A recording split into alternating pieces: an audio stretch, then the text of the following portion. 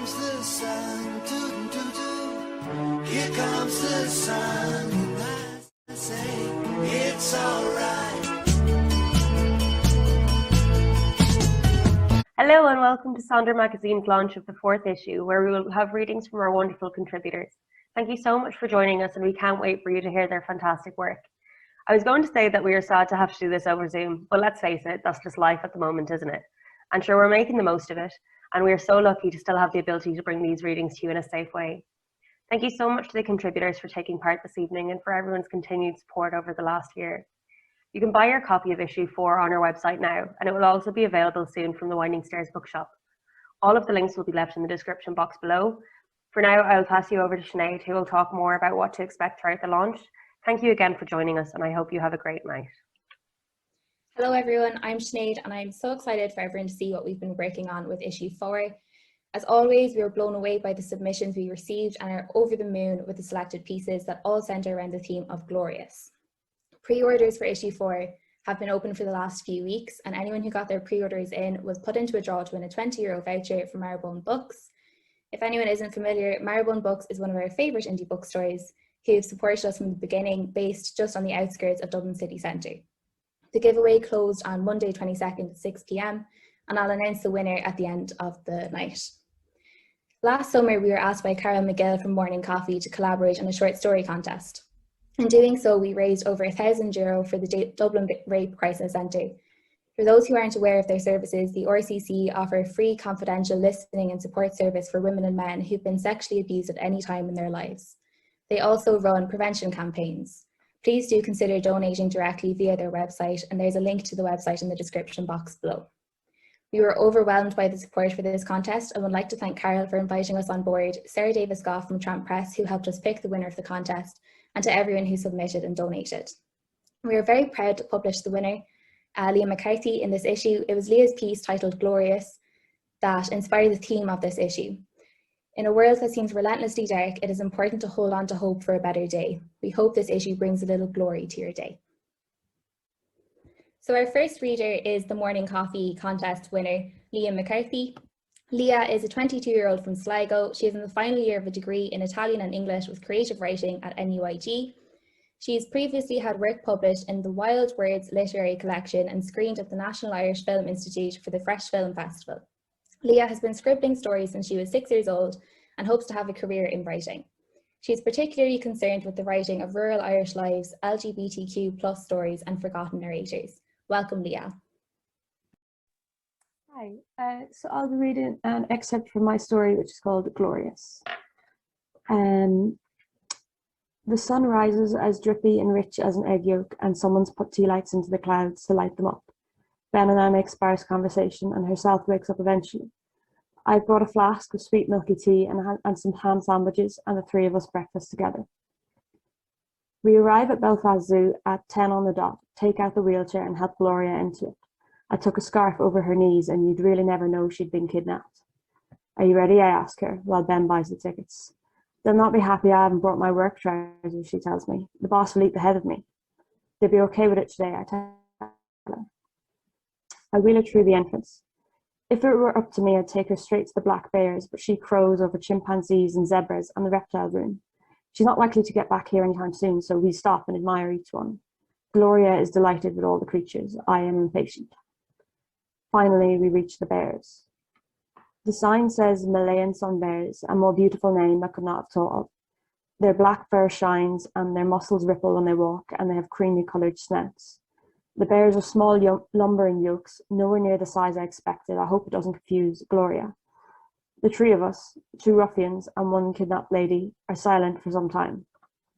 My goodness, Gloria says at last. They let them live, so they did. So they did, I say. And they're not gone forever. Certainly not.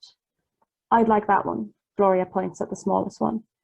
I'd take him home with me if I could, like a pet dog on the end of my bed. We leave the Malayan sun bears and get clippos from the gift shop. I ask for a pink teddy bear with a bow for Gloria. The best they have is a medium black bear with no bow, but it'll do. We get into the van. The sun is still beaming, the bears are sunbathing, I'd say. We're in a rush to get back for Gloria's tea time. I miss Arthur, she says. Will he get to see the black bear or the sun bears sometime? He will, I say. And we drive back to Sligo. Great, thank you so much, Leah. Next up, we have David Donovan. David is an Irish playwright currently based in Berlin. His previous works include Monastic at the International Dublin Gay Theatre Festival and Systemic at Smock Alley Scene and Herd Festival. This is his first short story publication. Welcome, David. So this is an excerpt from my short story, Towering Down. The butchery of it all, stripped to their barest parts, left at an altar for him. He who would let rocks slide and mountains crash by the flick of a wrist. They lay numberless. Records could not state how many lay before the plinth. It was a celebration, a holy day of gathering, choirs singing and angels fleeting with the barrier between here and there. Those idyllic jobs were not for us. We were the butchers, tasked with presenting the most bountiful fruits of our labour. It was not our work that was desired though, was it? It was the product. Sacrifices for a presence unknown. Until the golden number had been reached, sacred arithmetic apparently. Certain digits and combinations thereof produce beautiful things. Chromosomes unite to produce us. Molecules flirt with one another to find solidity in the world. And us working for him create carnage. Scores fell before us and many more were to come. No one was ever told the secret number. With each blow we hoped one closer, for what we were doing provided no joy to us, or subsistence for the soul, or a wretched sense of artistry, just quiet work. The women would come and provide us with provisions for the task, make sure our furrowed brows did not crease too much with sweat until they too joined us in our worship. When the feat grew too great, our numbers necessitated growth. Cherubs would wince at our duty, but they were always the rogues of the gallery, shucking arrows at passing strangers to file their taxes for that year. No thought to their victims' whims and wants. We all have roles, really, whether we shirk that responsibility or not. The paperwork piles up, doesn't it?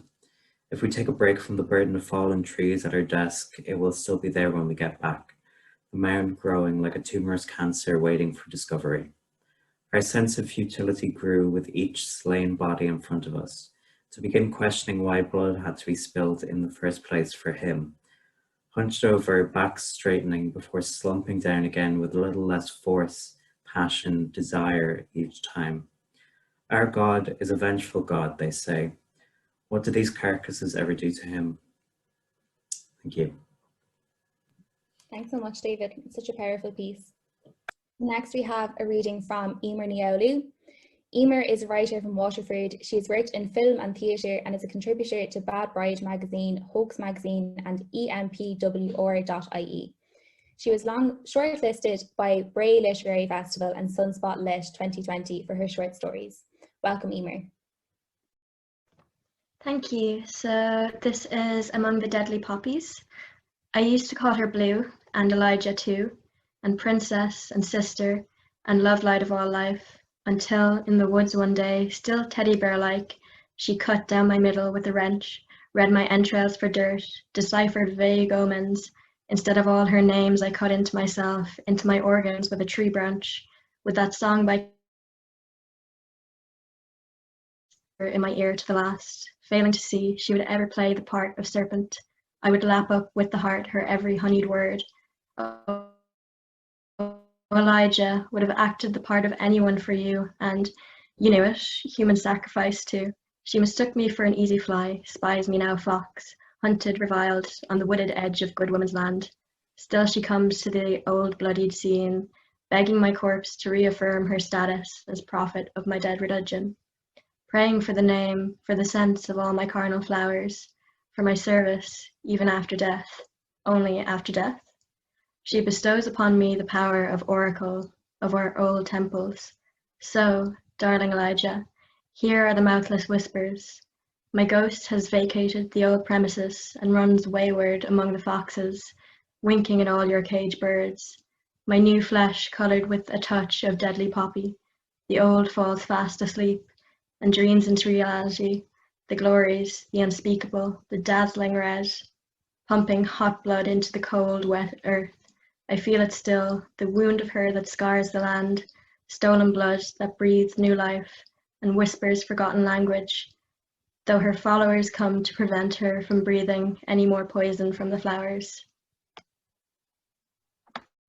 Thank you so much, Emer. Such beautiful imagery. Next up, we have Stephen Cox.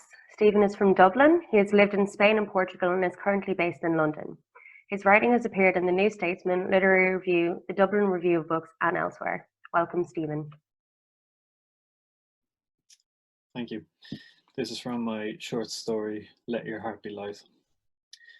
The only time I told Jim I loved him was on my most recent New York trip.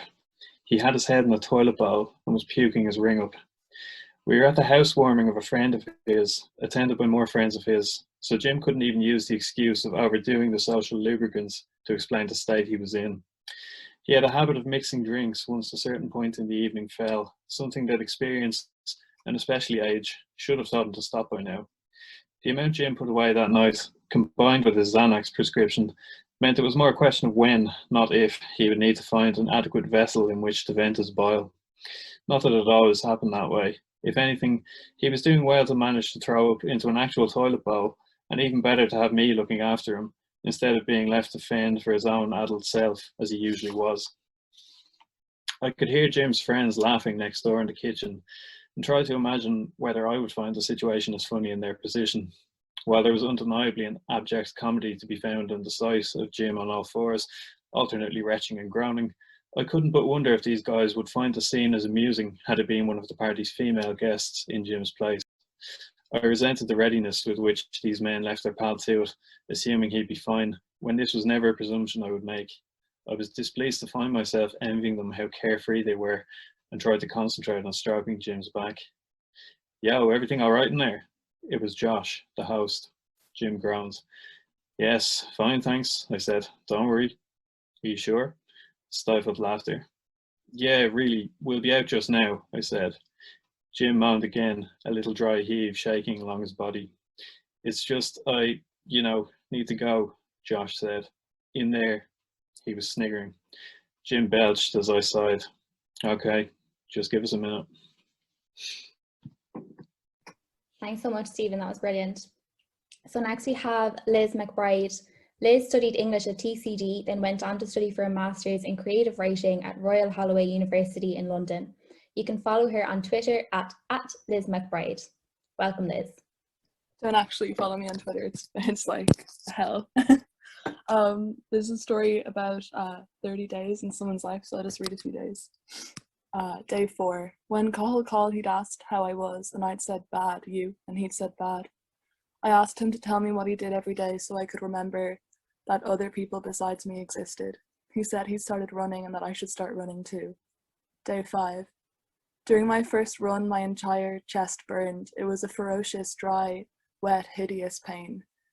Tremors of exhaustion buzzing through my synapses that left me gasping for the hot June air. I wanted to scream or cry or laugh or dance. I felt like I was finally alive. Is that weird? Day 6. Cahill had said, how can you improve your life in the next 30 days? I'd said, only 30. He asked what I wanted. I said, to be in the city, cafes, someone playing guitar on Grafton Street.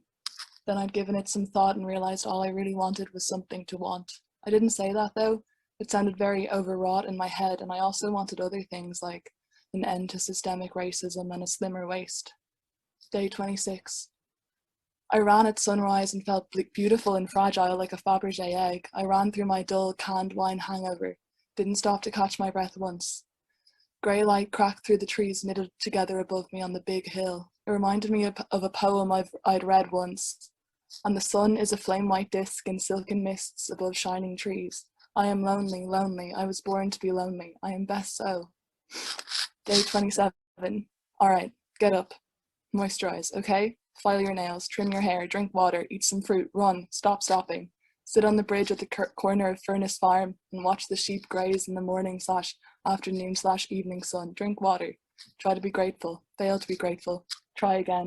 Go to sleep. Eventually you will learn to be grateful. Day 30. One day things will be different, just like things have been different in the past, and now they're this. It's all waves, phases. We ebb and we flow. I walked to Kelsey's. Her dad was grilling burgers. They had a veggie one for me and we drank lemonade. I thought, this is nice. I thought, if this is my life, then it's all very nice. Thank you so much for that, Liz. It was great. Next up, we have Colleen Kyan Manning. Colleen is a Japanese-Irish writer who is currently studying creative writing with English and German in NUI Galway. As a child in Japan, Colleen would watch Hayao Miyazaki's films. This short story pays homage to his skillful artwork when producing Studio Ghibli animation. This is Colleen's first significant publication. Thank you, Colleen, for thinking we're significant, and thank you for reading with us. Okay, so I'll read the introductory paragraphs to my short story, The Sixth Station. I have a tendency to fall asleep when I feel safe. If not being spoken to, I will drift away, whether well rested or not. This happens mostly in the back seat of my foster mum's black Audi or at Liam's house. It's become a running joke there, actually, that I might be a narcoleptic or a bot that goes into standby. My battery conserves itself, making my screen go dark and shutting me down temporarily. The thing is, it happens there most often. He teases me that after 4 months of telling him how great Japanese film is and 2 months of convincing him to watch a Studio Ghibli movie, that I'd passed out within 10 minutes of the animated classic being on. He told me that the bleached glow from the television screen lit up the room, that the scene was of the ocean, and the blue light spilled out onto the floor. It covered the armchair and the coffee table, the framed pictures of his smiling family, and eventually reached my blank face. I was asleep. Again. I had never stayed overnight, but on New Year's Eve I fell asleep on the couch before the countdown. Liam carried me up the creaky wooden stairs to a shallow double bed in the early evening and laid me down to sleep. I woke up at 3 a.m. having missed the turn of the decade. He drove me home in the pitch black night down twisting country roads with grass trailing along their spines. The stars were bright and the moon was fat, and the whole scene was just so romantic. I felt the bumps of the badly made track through the wheels, through the seat, and through my bones. The headlights caught the golden streaks in the overgrown grass, and a discarded Tato wrapper lay on the roadside. Far ahead, a sleek black cat disappeared into the budless rhododendron bushes, and a single bale of hay stood alone in a nearby field. But Liam's focus was only on driving his mother's silver Hyundai. Rightly so, yet he'd still stare straight ahead in darkness, in daylight, in pink-toned dusk, watching the road even as a passenger. So next we have a reading from Aisling Kearney. Aisling lives, writes and works in Dublin. Recently completing her BA in bioengineering at Trinity College Dublin, she is now beginning to submit her work. On the last Saturday of April, she will be published in New Irish Writing in the Irish Independent. She is currently working on her first novel, and her Twitter handle is @WittyNitwit. Welcome, Aisling. Hi guys, thanks for having me. I'm going to be reading an extract of my short story, Limpid and Burning. Pale marble stairs bore the weight of pilgriming feet over the years, climbing to witness the painting with naked eyes. Some footsteps clicked, some clattered, but most of them thudded, and one of those footfalls belonged to a landscape artist, Luke Maspero. I wonder what he saw, what he heard. All I know is what happened, frigid facts, his story nestled as a chapter in history books, and it is this. He obsessed over that painting for months. An artist, in his own right, his paintings, countryside landscapes drawn with sweeping, confident lines became curves. Over and over, the truth of the rivers and hills he saw consumed by the same distinctive line. The curve of her smile.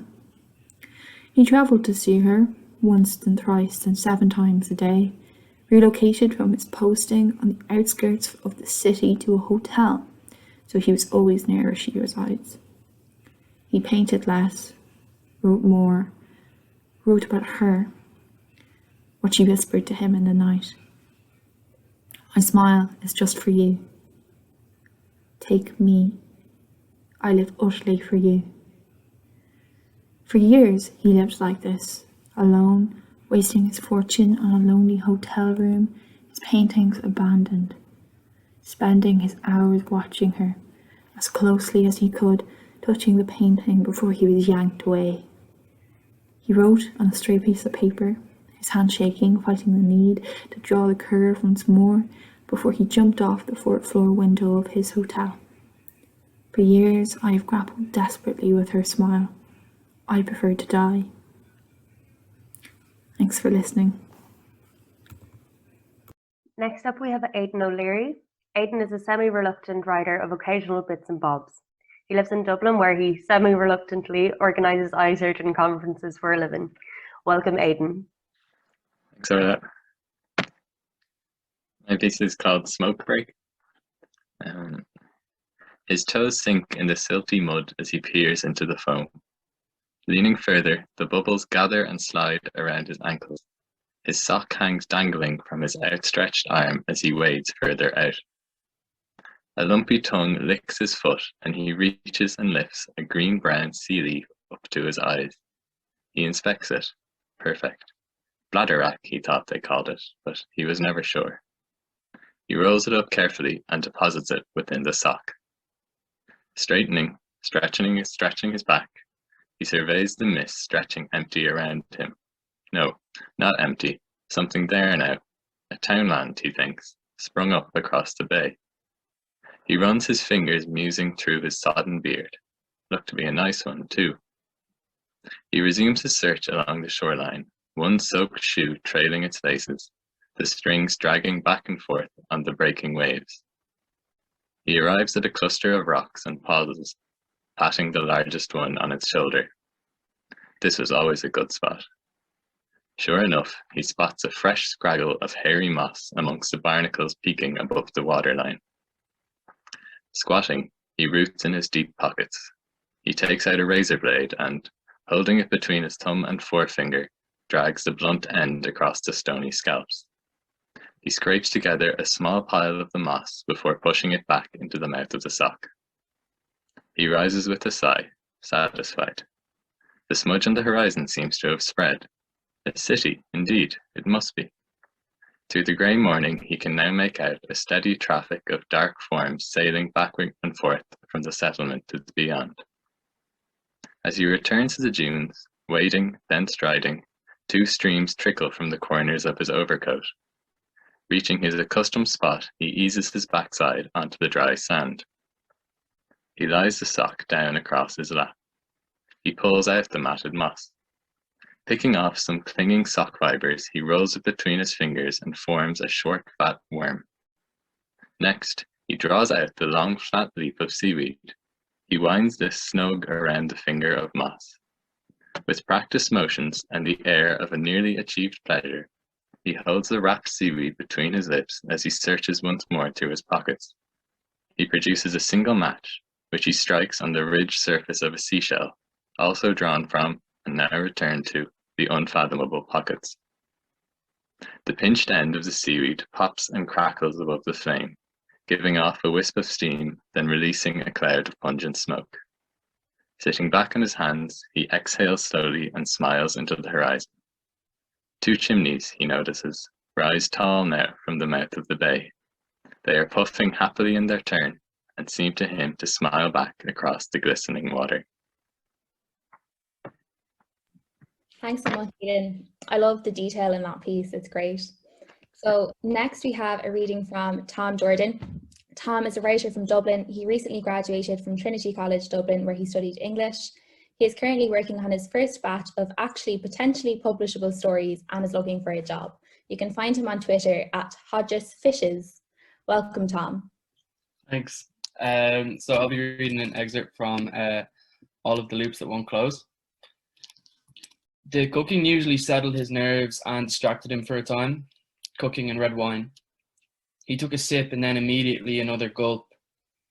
It was wine now, weed when he was 17, and milk when he was 8, and Pluto, they decided and then reported on the 9 o'clock news, was no longer a planet, and for some reason it cracked his little worldview down the middle and left him scrabbling for breath. His mother poured in the glass. He knew he'd be terrified someday, truly terrified and always, but he hadn't thought it would be long down the line from here. He had even succeeded in comforting himself for a while, all through his 20s and early 30s, with the idea of a gradual winnowing, a building ache of loss, a reason in the end, after a long and hard life, to finally let go. The peppers were next. And then he crushed the 2 cloves of garlic, afterwards cursing himself for doing it too soon. The eviscerated clumps looked up at him sourly. Of course, there was always the lingering ghoul of an untimely and drawn-out demise. Cancer, a near-fatal accident, something caught and never shaken. There was no mental gymnastics out of that one. He had seen the long, hard stare, normalcy clung to like a prayer or discarded in anguish. He had seen quite a few people die this way. Now the mushrooms, clump, clump, and the small chili pepper. Whatever way it was meant to go, it wasn't meant to go like this, with his daughter in his wife's arms in bed upstairs, and him set to weeping 5 times a day and gasping for air 5 times more, and all the thumping at his thighs, only trying to feel them there again. They were black and blue and heavy to drag around now. Panicked. He had never panicked so much and so often. Thanks. Thank you so much, Tom. Really interesting perspective in that story you don't get to hear very often. Next up, we have Astrid Ballet. Astrid is an English graduate from France, currently pursuing a master's degree in cultural studies. She's very eclectic, and her crow brain absolutely will pick up any shiny idea. Tinker with it, hoard it until she can make something sincere out of it. Her work appears in Honey Guide Literary Magazine and is forthcoming in Crow and Cross Keys. It usually revolves around queer, neurodivergent women like her, and she's decided that that's okay. She tweets at Astrid Does Right. Welcome, Astrid. Thank you. So this is Anatomy of a Puppet. Ballerinas used to stuff their point shoes with cotton or escalopes. Beth watches us fumble with silicone protection tips, trying to get them to stay on her toes long enough to slide into the shoes. She calls us lucky. We tighten the ribbons around our ankles and tuck the knots out of sight. We walk like young deer on a frozen lake. The plaster in the shoe must break, the arches of her feet must bend into moon crescents. With her finger on the bar, with the sheer force of her ankles, Beth lifts herself from dummy point to point. We try. We humble by gravity.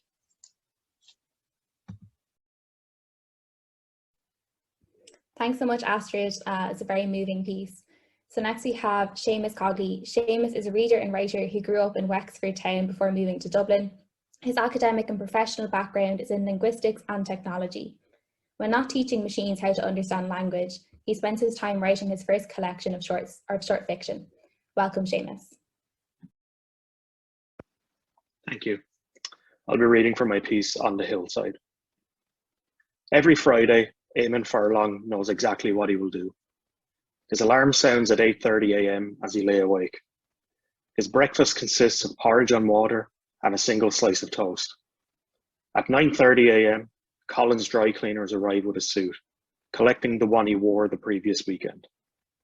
John Collins stays for mugs of tea and they chat about the hurling. When John leaves at 10:30 a.m., Eamon heads upstairs to change into his suit. At 11 a.m., he sits in his window-side chair in the front room and thinks his quiet thoughts, those which rarely concerned others, yet were the last things he held dear. Since the day Marie first forgot his name, he realized the importance of his own memories and thoughts. At 12 p.m., Jacinta from Meals on Wheels arrives. Friday was the only day Eamon did not cook. He had set meals every day, such as bacon on Thursdays or beef on Sundays. The order and structure of schedule ensured the years of waking with a stomach heavy with stout and a throat sore from whiskey stayed behind him. Jacinta always brings fish and stays until Eamon is sitting down to eat. They chat about her son who lives in Dublin and discuss the madness of renting as Eamon heats white sauce in the pan. After dinner, he washes up the visitors' mugs along with the cutlery. He discards the dinner's packaging in the wheelie bin as he sets on his weekly walk. Today, Eamon has changed his schedule. He decides to get dressed in the spare room, as it has the full-length mirror. He studies every aspect of his suit, the tie fixed straight, shirt neatly tucked, and jacket fastened well with repaired tortoiseshell buttons. Instead of sitting in the front room, he gathers his woolen coat and walking stick, heading out for his walk. Thank you so much for that, Sheamus. Beautiful story. Next up, we have Kurt Lux. Kurt has poems published or forthcoming in Plume Poetry Journal, the American Journal of Poetry, and the Bitter Oleander. He won the 2019 Atlanta Review International Poetry Contest and has written humour for The New Yorker, The Onion, and McSweeney's Internet Tendency. His books include a humour collection, It's Funny Until Someone Loses an Eye, Then It's Really Funny, and a poetry chapbook, One of These Things Is Not Like the Other. His first full-length poetry collection, Falling in the Direction of Up, is forthcoming from Sagging Meniscus Press.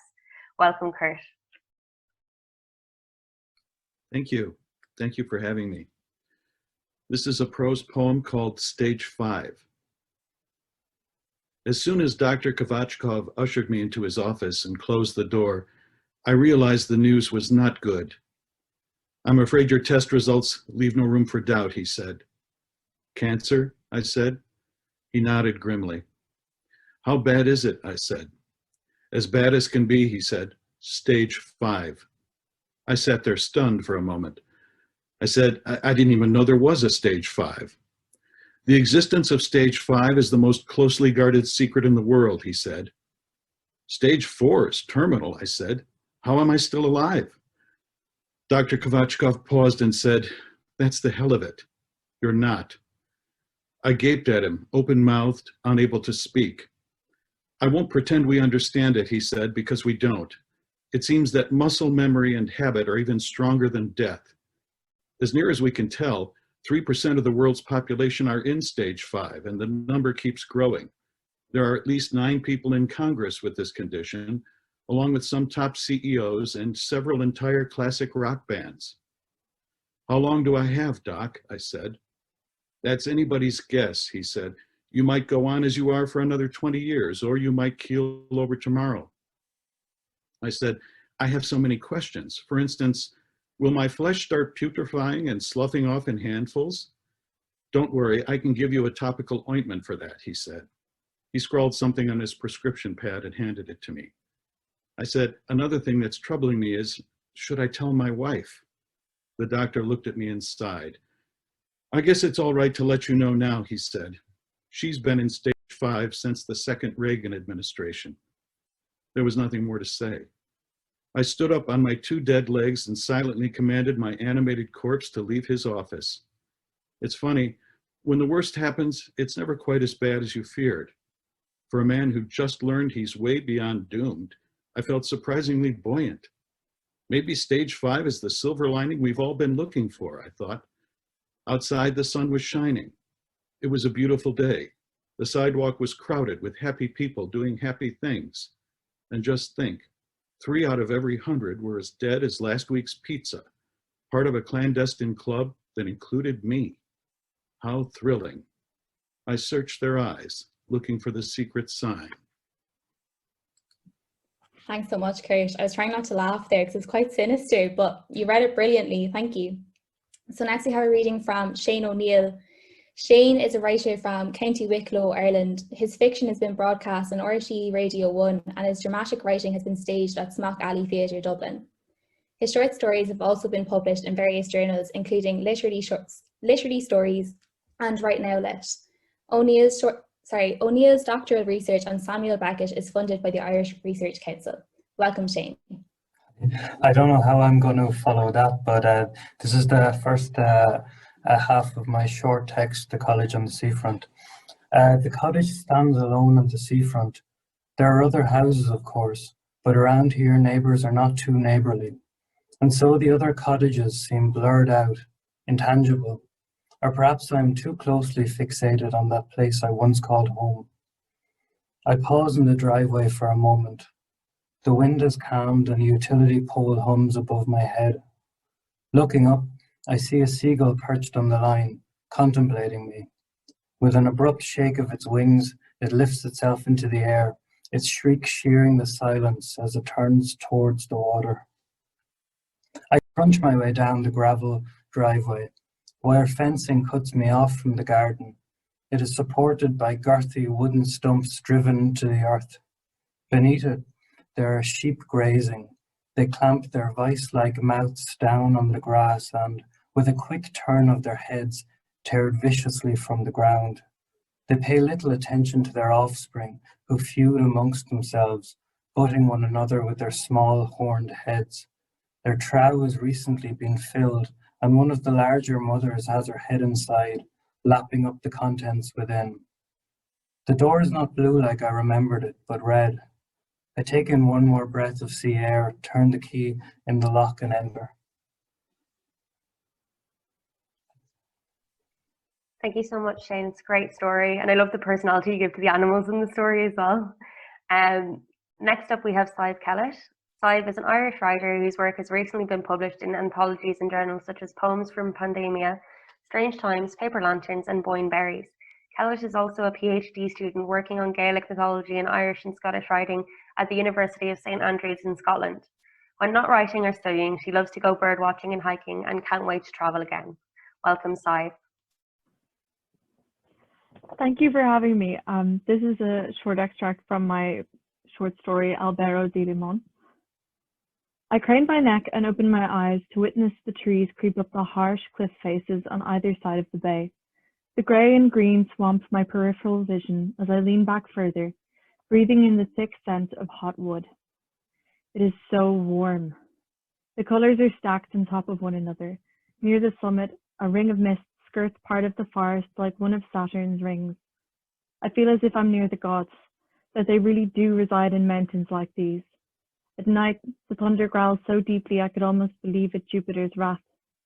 A cool breeze sweeps up from the blue Mediterranean below. There is no one around. Down below in Positano, there will be rich tourists heaving with the heat and narrow, uneven eternity of steps. They will take sweet relief in the voluptuous lemons picked fresh, as well as their counterparts. Soaps, oils, limoncello, sorbets, perfumes, art, fresh cotton dressed in the fruit, key rings and wine corks. The streets of sweaty bodies will be masked in the flavour. Lemon trees grown in neat groves dot the surrounding villages, carefully cultivated and curated for this mass foreign tribe of curiosity and wealth. I set my sandal on the right pedal, ready now that the pace of my heart has eased and my throat, though raw, no longer drinks the air with such fervour. I've only just started down the road again, the breeze merciful, when I spy a wild lemon tree. It is off the road, beyond the barrier. The fruits hang heavy on the branches, thick with juice, ripe for the picking. If only someone would come by and do the job. A wild lemon tree. Thank you. Thanks so much, Scythe. It's a brilliant piece. There's a real decadence to it. Thanks for reading.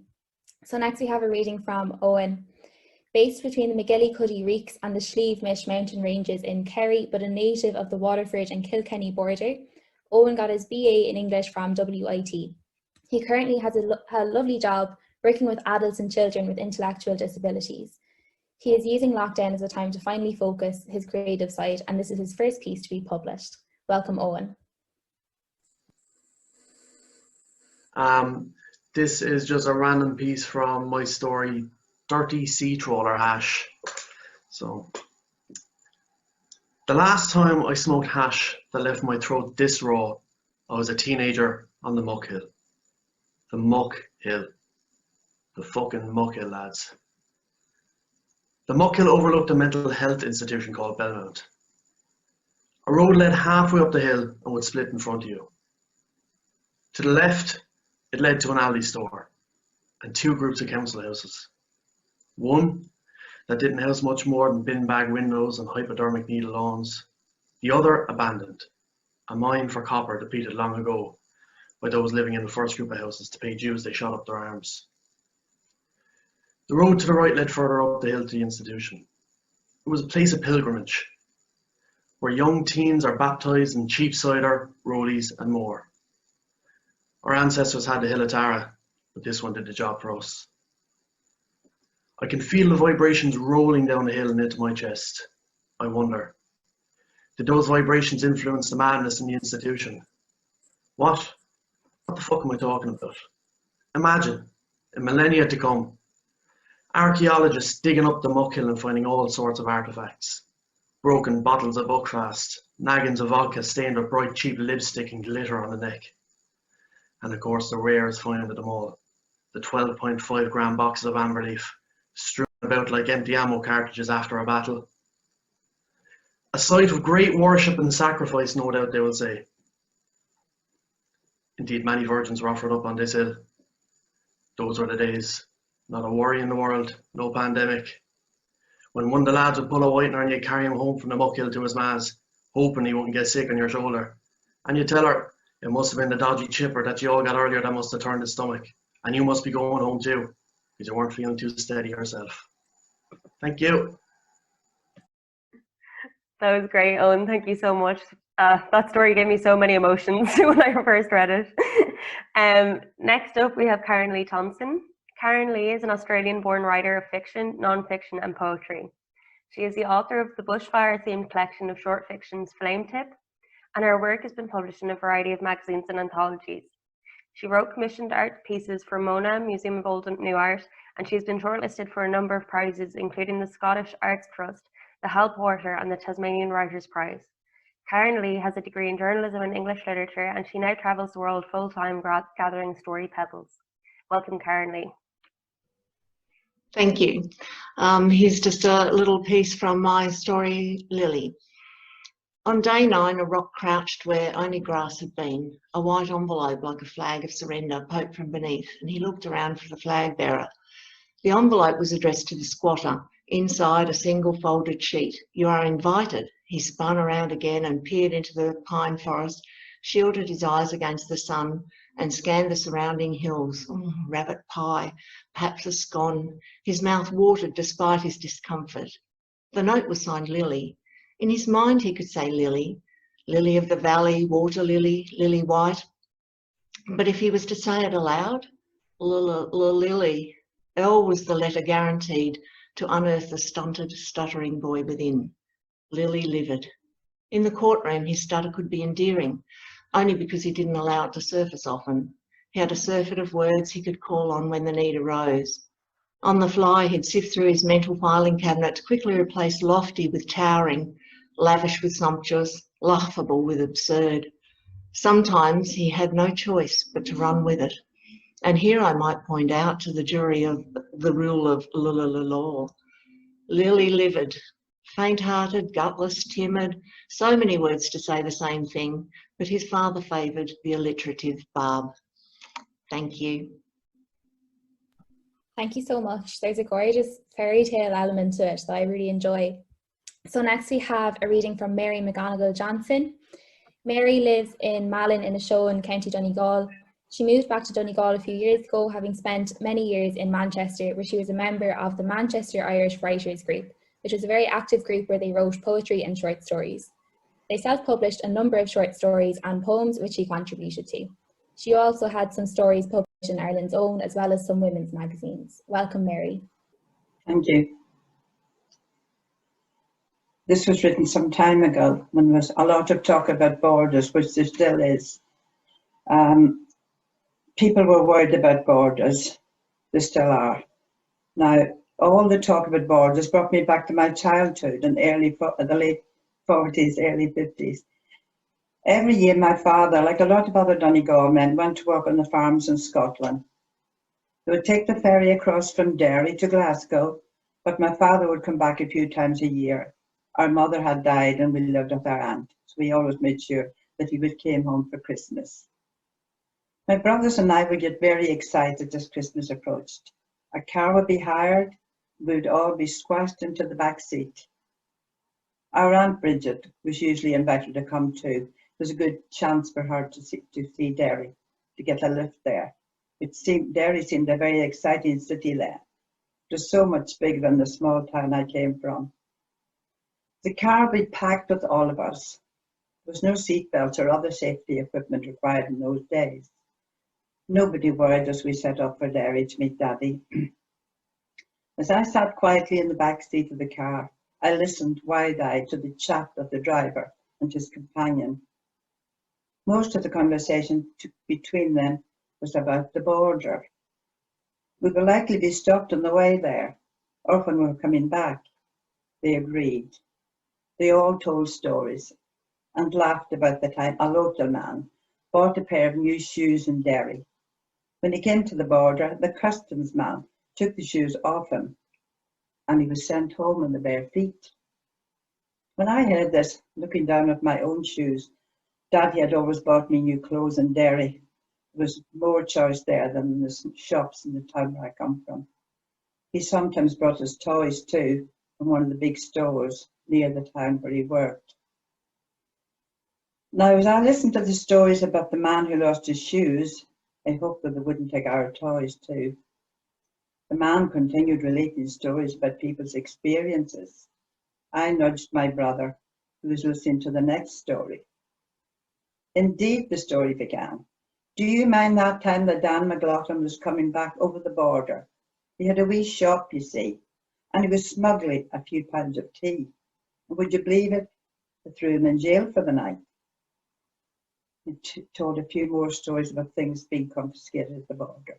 We sat nervously listening and wondering, would we be stopped?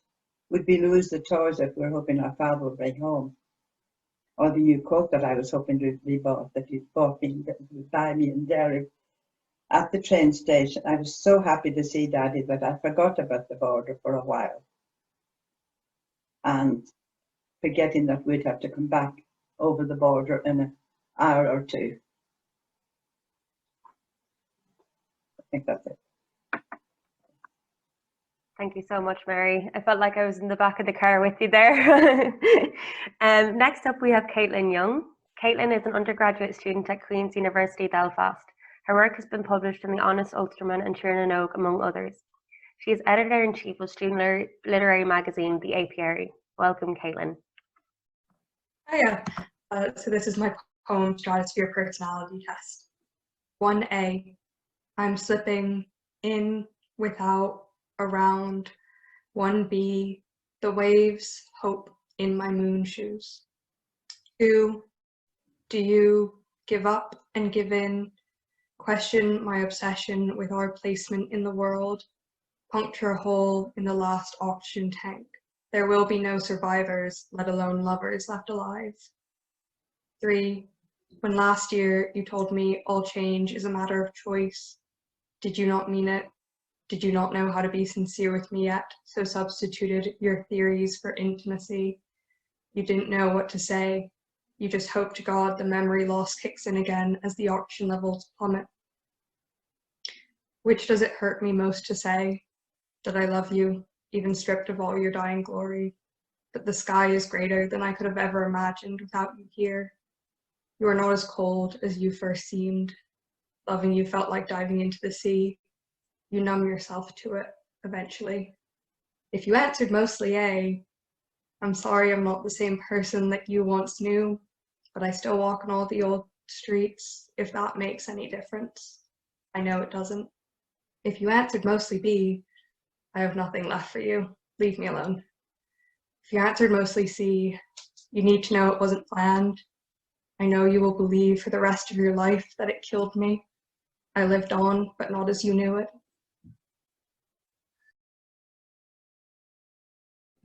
Thanks so much, Caitlin. It's such an unusual format as well. Like I can't wait for people to see it. So next we have a reading from Laura Sheary. Laura is from Tipperary and lives in Belfast. She is a PhD candidate at Queen's University, where she is working on a novel and researching intersections that exist between sound and language in contemporary fiction. She writes and performs music as part of an electronic duo, Kyoto Love Hotel. Welcome, Laura. Very much, and thank you for having me. This is a bit from my story, Ultimate Trivia, Volume 12. Did you know that the sound of two orange segments being separated is the same as sunburnt skin being peeled from the point just above the belly button to the point just before the breasts begin? It's a crisp sort of sound, a crackling sort of sound, a smooth glide and then a break sort of sound. It's the drawn-out squeal of two quarters that knew they were going to be parted, but had lived in hope that maybe, just maybe, they'd get to their end without meeting the eager tips of human fingers. I picked your body raw on every family holiday, and you let me, always. Now when I eat an orange, I think about Spanish cartoons, the smell of the night after a scorching day, the sound of new skin being unveiled, ouch, ouch, again and again. Did you know that when we dream, we only imagine the faces of people that we've seen before? So every time we walk down the street and momentarily clock all the other people walking alone, or make awkward eye contact, or try to veer off in the same direction and end up having to wait for the other fucker to pass. Just go, would ya? Our minds are binding us, tying us together, making us remember. With every glance, we store each other up to be used as characters in nighttime stories 20 years into the future, if we manage to make it that far. Did you know that in France, the majority of people wipe their arses with pink toilet paper, which always strikes me as a bit comical, though I'm not sure why. Did you know that Lisa Hackett, who we went to primary school with, hums under her breath whenever there's an awkward silence? It's barely audible, a low drone, but in a certain seating arrangement, elbow to elbow, the ear can pick up the briefest spikes of her changing pitch. Her lips don't purse when she's doing it, and her face seems perfectly at rest. I can't remember if it's something she's always done or if it's attached itself along the way. Did you know that she's the only girl from school who's ever asked about you, despite the silence that tends to follow her questions? 12 years it's been, Sarah, is that right? Did you know that Lisa Hackett can hum and take a drag of cigarette at the same time? Did you know that the word heliotrope might be referring to a flower or a colour or both at the same time? Heliotrope, heliotrope. I like the music of it gobbled up inside my mouth. I like the double O shapes dancing on my lips on top of one another until they resemble the figure 8. I like the purple royalty of it, the way it makes me think of a different world, or maybe this one inverted and shaken and scattered out of place. This world made glorious. Thanks. Thank you so much, Laura. Another beautiful piece, a really interesting style as well. So next up, last but not least, we have Kik Lodge. Kik is a British teacher translator based in Lyon, France, where she lives with her 2 kids. Her flash has featured in Litro, The Moth, Tiny Molecules, Common Breath, Cabinet of Heed, and Reflex Fiction, and she is currently working on a short story collection based on the churchgoers next to her flat. Welcome, Kik. Shopping for beans. Christ, the only comfort I'll be getting is from baked beans, Singe declared before walking out the door to go to the corner shop. I twisted around the apartment, like I always do when Singe is out, to something rock and roll. I lit a cigarette and blew the smoke into the sleeve of his Steve Winwood vinyl. I looked at myself dancing. I was fit. I was a catch. Singe knew it. Are you moping about because of your dad? I said to him, putting my glorious red lipstick on. He tutted. He hadn't even noticed my face. The funeral was on Monday and I had nothing to wear. I was sure as hell not going to wear black, like all the other umbrella-carrying morons, mourning a mean man. I'd wear sequins. Just needed to find some. Didn't have any, Singe said when he'd come back carrying bread and no beans. I thought about this. Fancy going into town? I suggested. What, just for beans? He asked, narrowing his eyes. A few months back, I'd suggested going with him to see his cousin in Bridgewater, because I said I thought they needed to patch things up, when really I wanted to look at his vinyl collection. And anyway, he'd worked this out, because coming back in the car, I'd obviously not given a flying shit about his Bridgewater cousin, and I'd kept going on about Nina Simone. Sure. Just for beans, I said.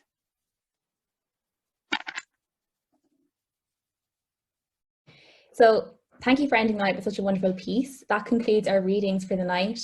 Thank you so much to all of our readers. You were absolutely brilliant. Thanks to you, we're so incredibly proud of issue 4 and we can't wait for everyone to get their hands on a copy. With Sonder, we aim to champion originality and accessibility, and these pieces certainly deliver. We're so proud to home them in our journal.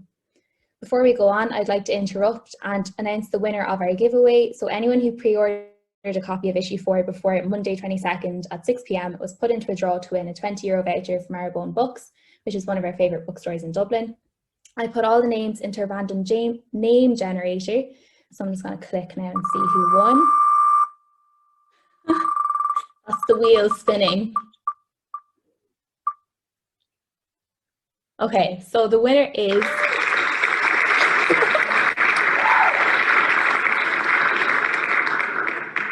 I haven't done that before. So the winner is R.E. Williams in Hampshire.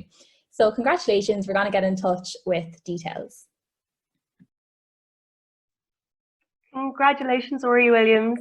Thanks everyone for watching this evening. We hope you've had a great time. We've definitely loved showcasing so much great talent to you. Thank you so much to everyone for taking part and to all for watching. To read more unique and wonderful work, you can buy your copy of issue 4 now on our website. It will also be available through the Winding Stairs bookshop soon. All links can be found in the description box below. I also want to take the opportunity to say thank you to everyone who entered our Panorama Flash Fiction contest. This was set up to invoke a sense of community. In a time where we must stay far apart, writing can bring us together while conveying a wide panorama of human experiences. We were thrilled and in awe by the number of submissions and are beyond grateful to every one of you. Seeing so much creativity in a time like this is very inspiring. We will be responding to everyone who submitted within the next 2 months. Please keep an eye on our website and social media for more updates. We hope you're all staying safe out there and looking forward to a brighter day ahead. Have a great night.